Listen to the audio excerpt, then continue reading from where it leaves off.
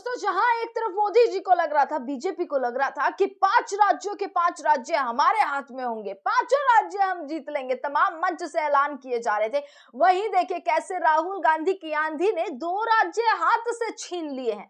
कैसे 2 राज्यों में राहुल गांधी का परचम लहराया है, जो बीजेपी सोच रही थी लहराने का। राहुल गांधी की बड़ी और बंपर जीत दोस्तों 2 राज्यों में होती हुई दिख रही है। यहां तक कि राहुल गांधी को ऑफर मिल चुका है गठबंधन करने का और सरकार बनाने का, जो एक बड़ी हार हो सकती है दोस्तों बीजेपी के लिए।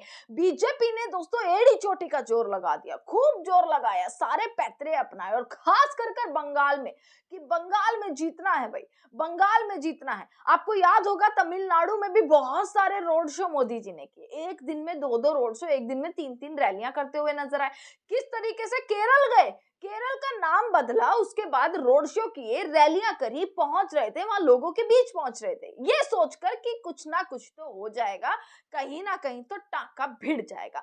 पर सोचकर देखिए राहुल गांधी की आंधी ने, कांग्रेस की लहर ने कैसे तमिलनाडु से और कैसे केरल से भाजपा को पूरे तरीके से आउट कर दिया है। किस तरीके से भाजपा का सुपड़ा साफ होता हुआ नजर आ रहा है। दोस्तों, केरल की बात करते हैं। केरल में इंडियन नेशनल कांग्रेस यानी कि राहुल गांधी की पार्टी ने, कांग्रेस ने जिस तरीके का दोस्तों जैसी परफॉर्मेंस राहुल गांधी ने दी है ना केरल में, बहुत ही काबिलियत तारीफ, मतलब इतनी ज्यादा, मतलब सारी सीटें जो है जीतने का काम किया है। और बीजेपी सिमट कर कितने में रह गई, सुपड़ा साफ दोस्तों इसे कहते हैं, जो यहाँ पर केरल में भाजपा का हुआ है। कितने पर सिमट कर रहेगी, 1 सीट, सिर्फ 1 सीट पर सिमट कर रहेगी। वहीं 63 सीट जो है कांग्रेस की कहीं आसपास भी नजर नहीं आ रही है, कहीं आसपास भी जो है वो रेशियो ही नहीं बन पा रहा है। दोस्तों, दूसरी खबर मैं तमिलनाडु की बताती हूं कि तमिलनाडु में एक्टर विजय की पार्टी जो टीवीके है, जो अभी हाल ही में उन्होंने पार्टी भी बनाई, नई पार्टी बनाई, किसी के गठबंधन के साथ नहीं, ना उसमें भाजपा शामिल थी ना उसमें कांग्रेस शामिल थी। उन्होंने वाकई बहुत अच्छा परफॉर्मेंस किया और कैसे जीत हासिल करी। पर उसके बाद दोस्तों डीएमके, जिसमें जो है कांग्रेस का गठबंधन है, कांग्रेस की अलायंस है, वो कैसे बीजेपी से ऊपर निकलती हुई नजर आई, यानी कि दूसरे नंबर पर तमिलनाडु में कैसे जो है वो कांग्रेस ने वापसी परचम लहराया है।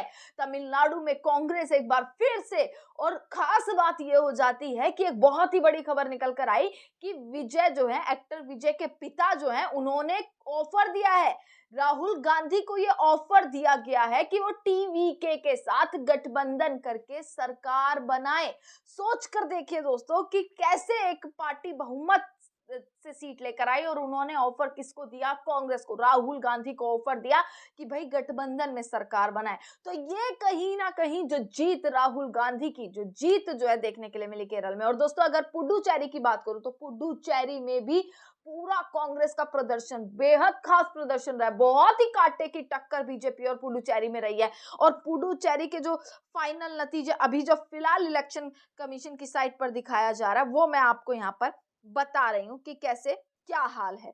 अब बड़ी खबर है ये कि कैसे जो है पश्चिम बंगाल और असम में भाजपा की सरकार बन रही है, तो वहीं 3 राज्य ऐसे हैं जो अब कांग्रेस के हाथ में आते हुए नजर आ रहे हैं। बहुत बड़ी खबर है। इसी के साथ आप देख लीजिएगा कि राहुल गांधी ने नरेंद्र मोदी को कैसे पछाड़ते हुए राहुल गांधी नजर आ रहे हैं। दोस्तों, पश्चिम बंगाल में मुकाबला अभी भी कुछ ऐसा है कि टीएमसी को उम्मीद है कि कुछ भी हो सकता है, टीएमसी उम्मीद लगाए बैठी है कि कुछ भी हो सकता है, और कुछ भी होगा तो वो सबसे पहले आपको बताया जाएगा। टीएमसी को उम्मीद है आंकड़े कभी भी पलट सकते हैं, आंकड़े अगर पलटते हैं, क्योंकि एक्शन मोड में टीएमसी है, टीएमसी पूरा, ममता बनर्जी एक्शन मोड में, लगातार काउंटिंग सेंटर के चक्कर लग रहे हैं। अब सोचकर देखिए कि बंगाल में क्या होने वाला है, क्या कोई और खेला होगा, क्या कोई और पलटवार होगा, तख्ता पलट होगा, सारी चीजें मैं आपको बताऊंगी। पर सबसे बड़ी खबर कि राहुल गांधी की जीत देखिए कि कैसे जो है, किस तरीके से, जहां पर नरेंद्र मोदी ने खूब मेहनत करी, वहां पर भी राहुल गांधी का परचम लहराया, और राहुल गांधी की जीत निश्चित होती हुई